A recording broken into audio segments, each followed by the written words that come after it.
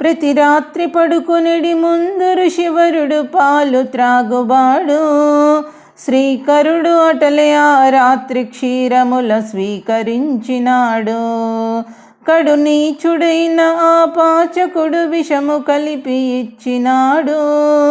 మూర్ఖుడు అతని నమ్మించి పాపమును మూటగట్టినాడు.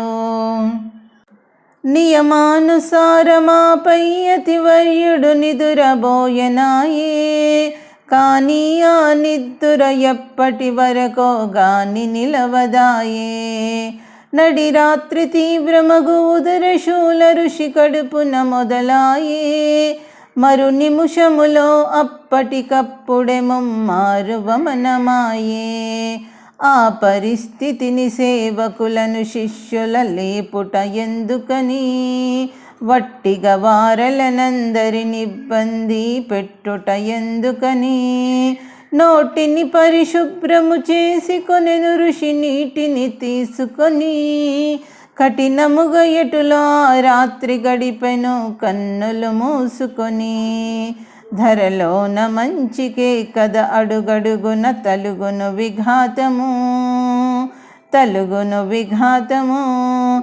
కమనీయమైన శ్రీదయానంద ఋషి కథ వినిపించదము, జీవన కథ వినిపించదము. ఋషివరునకు వందనము, గురువరునకు వందనము. నిత్యమును బ్రహ్మ సుముహూర్తమున ఋషి నిదురలేచువాడు. ఆ రోజు మాత్రమాతడు బహు ఆలస్యముగా లేచినాడు. లేవగని ఋషీంద్రునకంతలోనే మరలావమనము ఆయే. స్వామీజీకి అనుమానమేదో ఈసారి కలిగినాయే. నిశ్చయముగా ఎవరో తీవ్రమైన విషమిచ్చిరి నాకు అని గమనించను గతమున విషమిచ్చిన సంఘటనలనించుకొని. పలుమార్లు న్యోలి క్రియ చేత విషమును బయట క్రక్కెనప్పుడు. కానీ ఏ క్రియలో నర్చిన సాధ్యము కాదాయను ఇప్పుడు. ఆ భవ్య మానవుని పుణ్యకాయమును అంతము చేయుటకు ఈసారి భయంకర కాలకూటమే ఇచ్చిరి ఆయనకు. అది నరనరమున ఋషివరుని దేహమందంతట ప్రాకినది. ఓ పగజాలని అత్యంత వేదనను చూపగసాగినది. ఆ పరమశివుడు భరించుచుండెనటులైనను ఆ విషము. కమనీయమైన శ్రీదయానంద ఋషి కథ వినిపించదము, జీవన కథ వినిపించదము. ఋషివరునకు వందనము, గురువరునకు వందనము. కలిగినది ఏదియో అవ్యవస్థ ఈ కాయాఘటమందు. వెలిగించుడింటిలో హోమాగ్నిని వేగిరమున ముందు. అని చెంతనున్న తన శిష్యద్వయముతో యజ్ఞము చేయించే. మహర్షి తన భవనములోని వాయవును మార్పును నరించే. చెప్పగజాలని అట్టుల ఉదరమ్మున నొప్పి కలుగుచుండే. యతువర్యుని చిత్తము ఎంతో అస్తవ్యస్తము అగుచుండే. పలుమారులు వమనము అగుట చేత ఋషి ప్రాణము మెత్తబడే. స్వామీజీ దేహమును జ్వరము కమ్ముకొని స్వాస్థ్యము కుంటుపడే. అలపురమునందు ఉండెను సూరజమలు అను ఒక వైద్యుండు. అత్యంత భక్తితో ఋషివర్యుని అతడాదరించుచుండు. ఋషి రుగ్నుడాయనను వార్త వినగనే రివ్వు మనుచు వచ్చే. గమనించి వెంటనే ఔషధోపచారముల చేయజొచ్చే. తగ్గినది జ్వరము కానీ కాదాయను నొప్పి నివారణము. కమనీయమైన శ్రీదయానంద ఋషి కథ వినిపించదము, జీవన కథ వినిపించదము. ఋషివరునకు వందనము, గురువరునకు వందనము. పాచకుడు వ్యూహమును అనుసరించి తన పనిని పూర్తి చేసే ఫలితమును అందుకొని ఆ రాత్రియనే పాలు పరుగుదీసే ఊరంత వాని కొరకెంత వెతికినా ఉనికి కానరాదు మూడుని ఆ మానవ రూప రాక్షసుని జాడ తెలియలేదు ఆ ధూర్త పిశాచులు స్వార్థ కూటములు అనుకున్నది నెగ్గే సెగలై పొగలై ఎగిసిన ఆమ్లేచ్చుల పగ కొంచెము తగ్గే అంతటితోనే ఆ కపటులెత్తుగడ నాపివేయరైరి విషమిచ్చిన ఇంకా ఎట్లు ఇతడు జీవించెను అనుకొనిరి ఆ వజ్రదేహుడొకసారి విషముతో చావజాలడు అని ఆ హృష్టపృష్టకాయుని చంపుట కాదంత సులభము అని పంపించిరలి మర్ధాను కాను అను పరమ కిరాతకుని శ్రీచరణు నకితడే తగిన వైద్యుడై చికిత్స చేయునని ఆరంభించెను ఆ నీచుడు వైద్యము పేరిట అవైద్యము వైద్యము పేరిట అవైద్యము కమనీయమైన శ్రీదయానంద ఋషి కథ వినిపించదము జీవన కథ వినిపించదము ఋషివరునకు వందనము గురువరునకు వందనము దినదినము వాని వైద్యమున వ్యాధి కడు తీవ్రము అగుచుండే ఉదరములో కలిగే బాధ కొంతయును ఉపశమించకుండే ఆ వైద్యుడు మోతాదునకు 4 రెట్లౌషధమిడుచుండే పలు విరేచనములై స్పృహను తప్పి ఋషి పడిపోవుచునుండే సూదుల ద్వారా విషమును శరీరమున జొప్పించుచునుండే అధముడు మెల్లమెల్లగా ఋషిని చిత్రముగా వధ చేయుచునుండే ముఖమందు పాల భాగమున శిరస్సున బొబ్బలు రాసాగే బలహీనుడు కాగా ఋషికి ఎక్కిళ్ళ బాధయు కాసాగే అంతటి అసహ్య వేదనను ఋషీంద్రుడు అనుభవించుచున్నా ఆహాలాహలమాతని ప్రాణాలను ఆక్రమించుచున్నా ఆ స్వామి పాదుడొకసారైనా హాని అనకుండే ఓపికతో అతడా బాధనెంతయో ఓర్చుకొనుచునుండే ఆ మహనీయునిలో గల ఆ సహనము నేమని అనగలము ఆ సహనము నేమని అనగలము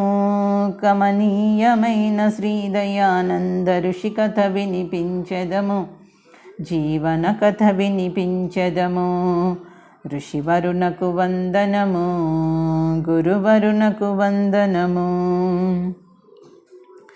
దారుణమగు వ్యాధికి గురి అయ్యను మన ధర్మాచార్యుడని జీవన్మరణములకు మధ్య గురువరుడు చిక్కుకొనియను అని తంత్రి ద్వారమున సామాజిక క్షేత్రములకు ఎల్లెడను పంపించబడెను అపవార్త వెంటనే పలు ప్రాంతములకును వేలాది భక్తుల వార్తను విని ఆందోళన పడినారు పనులను వదులుకొని జోధపురమునకు పరుగు తీసినారు రోధించిరి అతని మిగుల భయంకర రోగదశనుగాంచి కడు చిక్కి శల్యమైపోయిన మహర్షి కాయము తిలకించి ఆ చోట రుగ్న ఋషి సేవ పట్ల గల అవ్యవస్థ జూచి ఆ రాక్షస రాజ్యం నుండి మునివరుని వేరుపరచదలిచి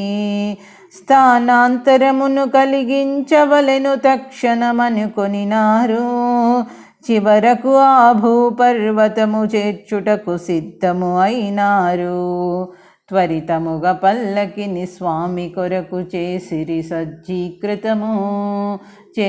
సజ్జీకృతము కమనీయమైన శ్రీదయానంద ఋషి కథ వినిపించదము జీవన కథ వినిపించదము ఋషివరునకు వందనము గురువరునకు వందనము భక్తులు భద్రముగా ఋషిని తీసుకొని బయలుదేరినారు. ధర్మమునకు చోటీయని ఆ రాజ్యము దాటి వెడలినారు.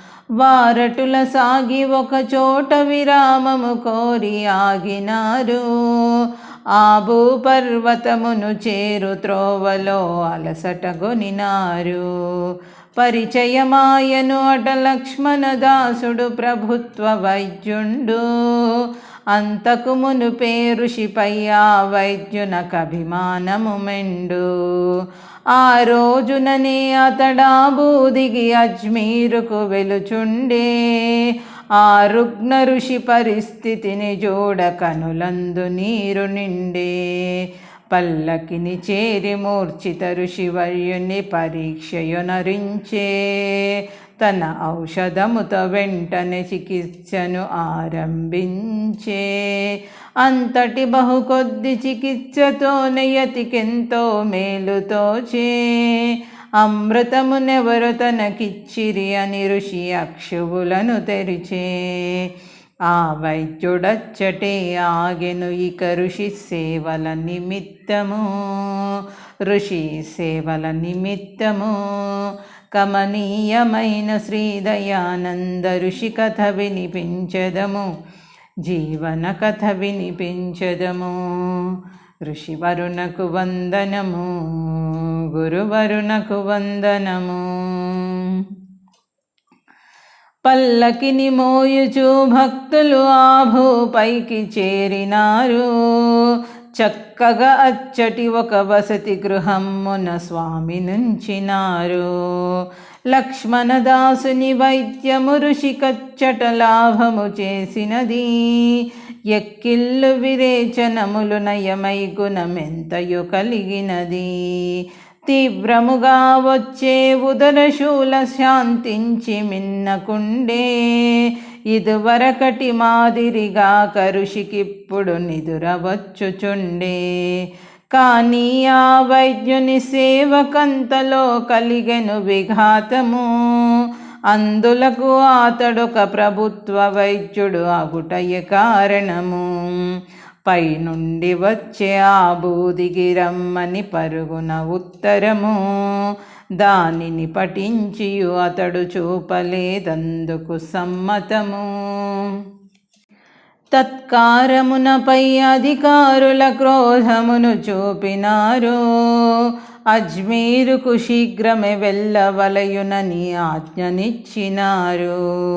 అచ్చటకు వెళ్ళుటకు తప్పదాయనిక ఆతనిక వశ్యము. కమనీయమైన శ్రీదయానంద ఋషి కథ వినిపించదము. జీవన కథ వినిపించదము. ఋషివరునకు వందనము, గురువరునకు వందనము. వైద్యుడు ఆ లక్ష్మణదాసుని యత్నము మధ్యలోనే ఆగే. స్పెన్సరు అను వేరొక వైద్యుడు స్వామికి సేవ చేయసాగే. కానీ ఆ వైద్యుని సేవలు ఫలితము లేని సేవలాయే. రోగము వికటించుచు మరల భయంకర రూపు దాల్చెనాయే. వేదనతో భక్తుల ముఖములు మళ్ళీ వెలవెలబోయినవి. భారముతో ఆర్యుల మానసములు కడు బాధను చెందినవి. స్వామికి ఆ లక్ష్మణదాసు వైద్యమే సానుకూలము అని అజ్మీరుకు ప్రయాణమైరి తీసుకొని వ్యాధిగ్రస్త ఋషిని. మార్గమున ఋషీంద్రుని బాధ చెప్పుటకు మాట చాలకుండే. కొనిపోవుచుండ ఋషి దారిలోని స్పృహ కోల్పోవుచుండే. మునివరుడజ్మీరునకు చేరు సమయమున మూర్ఛ చెందియుండే. ఆ దశను గాంచి అభిమానలోకము విషాదముతో నిండే. పరుగున వచ్చెను లక్ష్మణదాసుడు ఋషిపాదుని సమీపము. కమనీయమైన శ్రీదయానంద ఋషి కథ వినిపించదము. జీవన కథ వినిపించెదము. ఋషివరునకు వందనము, గురువరునకు వందనము. ధైర్యముతో లక్ష్మణదాసు మరల వైద్యమును చేయుచుండే, ఋషివరుని స్వాస్థ్యమును సరిచేయుటకై కృషిని సలుపుచుండే. సద్భక్తుడు తన గురు సేవలోన ఈసారి విఫలుడయ్యే, పలు యత్నములెన్నో చేసి చూసిన ఫలితము లేదయ్యే. ఋషి నరనరమున ప్రతి రోమ రోమమున విషము వ్యాప్తమయ్యే, కాయమునందంతట బొబ్బలగు చురసి కారుట మొదలయ్యే. దేహములో మంటలు లేవగా అంతర్దాహము అగుచుండే, ఉష్ణముతో అతని శరీరమంతయు ఉడికిపోవుచుండే. గర్భమున శూలతో పాటు గొంతులో కఫము ఎక్కువయ్యే, ఉచ్ఛ్వాసలు నిశ్వాసలు వేగములై ఊపిరందదయ్యే. స్వామీజీ అంతటి భీకర సంకట సమయములోనైనా సర్వస్వము మోపెను పావన పరమేశ్వరుని ఇచ్చపైన. పిలిపించిరి గొప్ప చికిత్సకులను భక్తులు ఋషి నిమిత్తమము, భక్తులు ఋషి నిమిత్తమము. కమనీయమైన శ్రీ దయానంద ఋషి కథ వినిపించెదము, జీవన కథ వినిపించెదము. ఋషివరునకు వందనము, గురువరునకు వందనము.